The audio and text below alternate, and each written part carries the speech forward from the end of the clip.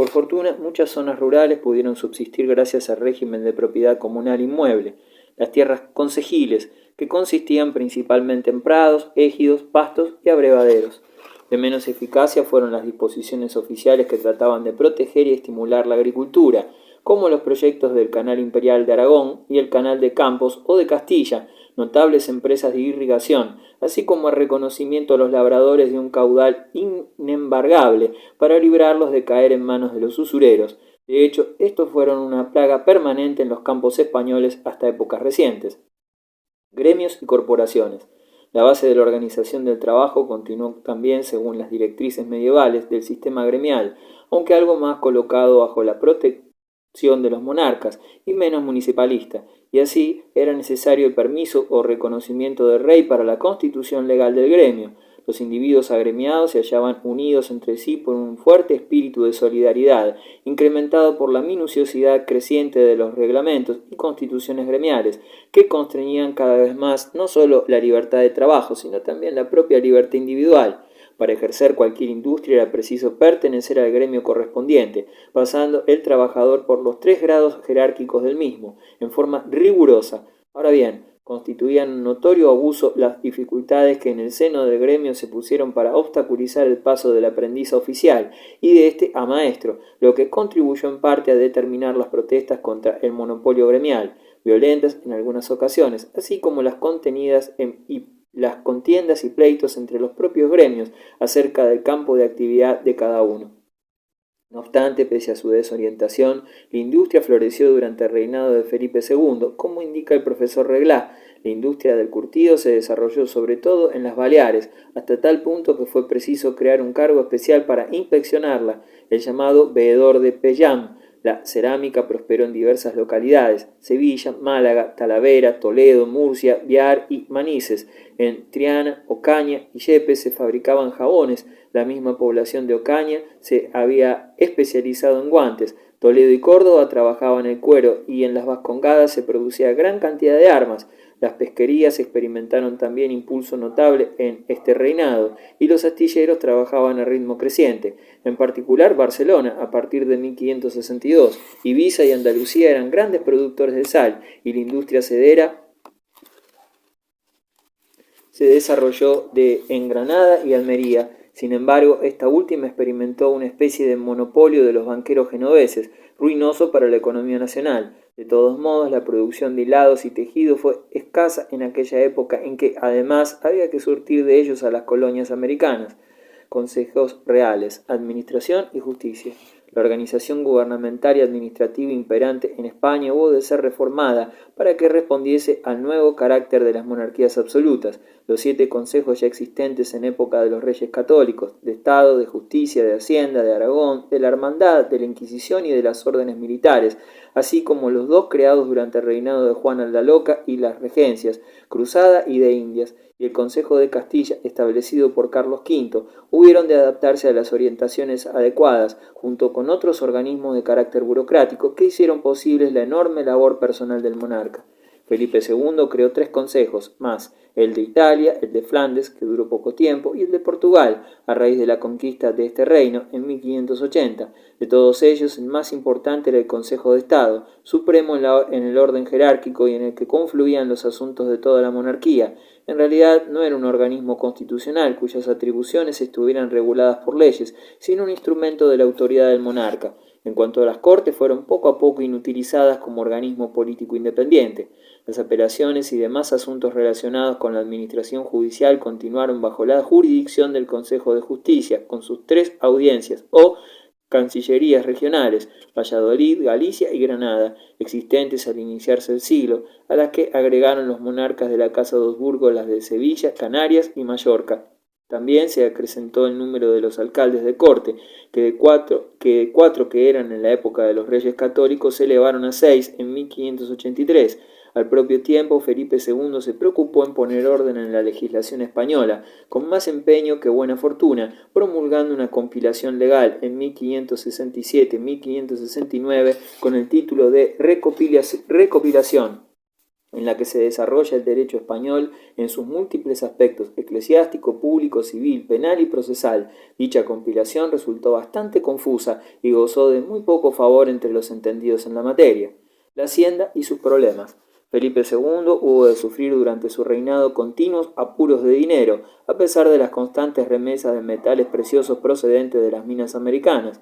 Fue precisamente esa falta de base económica necesaria para mantener una supremacía política y militar lo que impidió que la hegemonía española fuese duradera.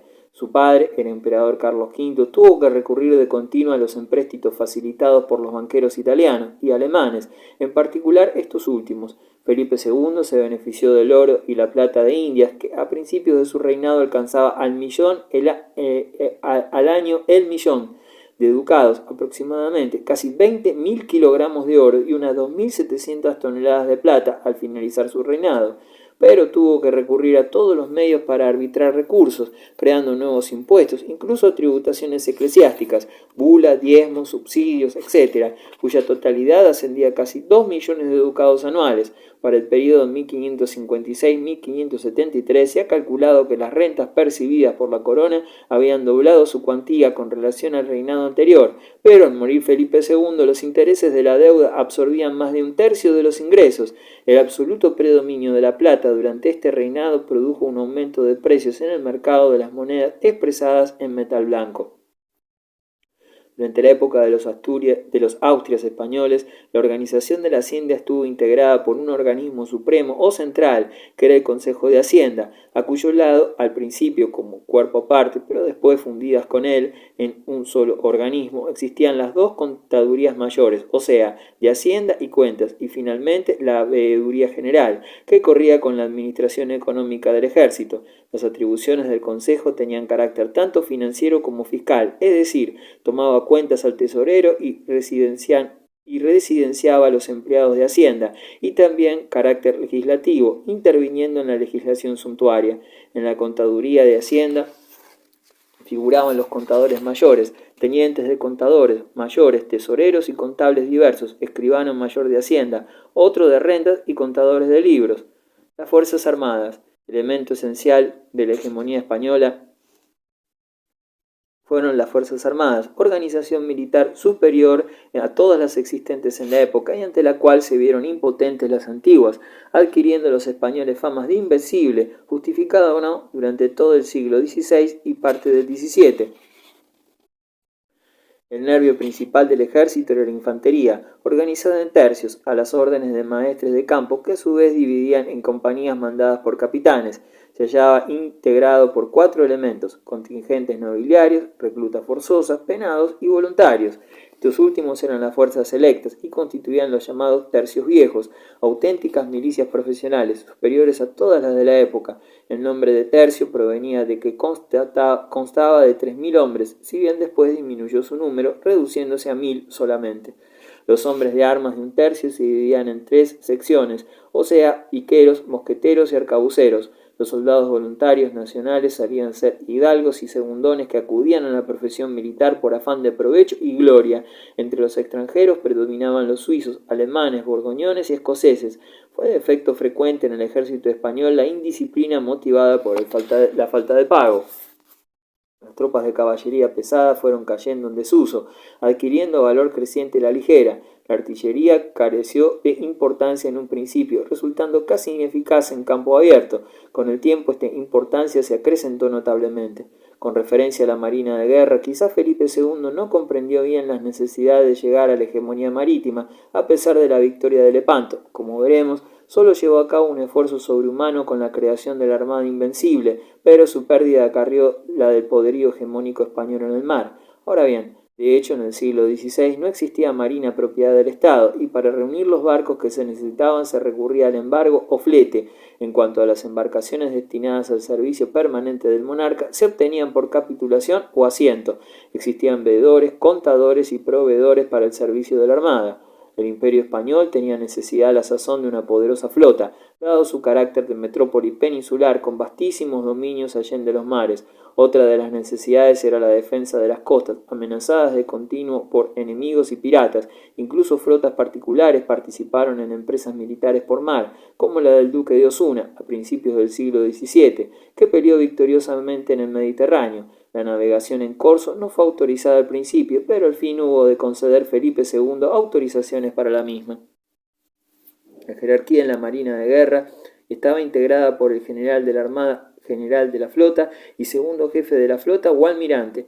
Al frente de cada nave había un capitán y a sus órdenes el piloto, los maestres, capellanes, médicos, cirujano mayor, contramaestre, guardián, maestre de raciones, armeros, calafates, carpinteros, toneleros y escribanos, y por último la gente de mar o remeros, que se obtenían en su mayoría por levas forzosas o eran penados o cautivos, denominándose todos ellos galiotes o chusma.